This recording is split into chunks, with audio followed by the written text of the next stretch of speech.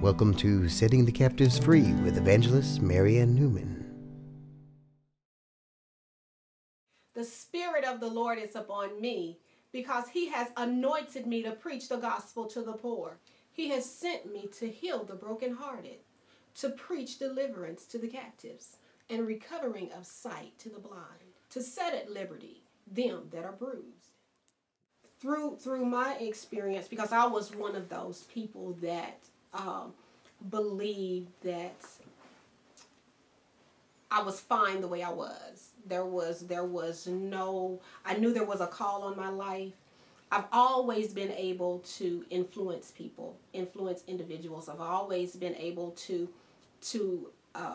push people to where they need to be. That is my whole personality. Getting people to their next level, getting people to walk into their dreams or to walk into their purpose, their destiny. That's a call. That's just a natural born call for me. No matter what I had to do, to ensure that that person got what they needed to get where they needed to go, that's what I did.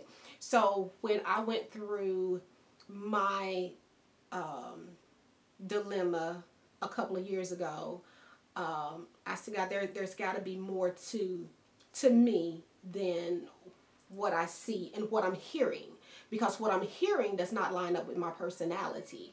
So God began to talk to me. The Spirit of the Lord began to talk to me, and He began to tell me about myself. And this is what I purposed you for, and this is what I've called you to do. So me instilling, me encouraging, me pushing, me motivating, me influencing people, it's a natural thing for me. It's a really, really natural thing. It does not take me away from my character, who I am. It just falls right in line with that. So I love it.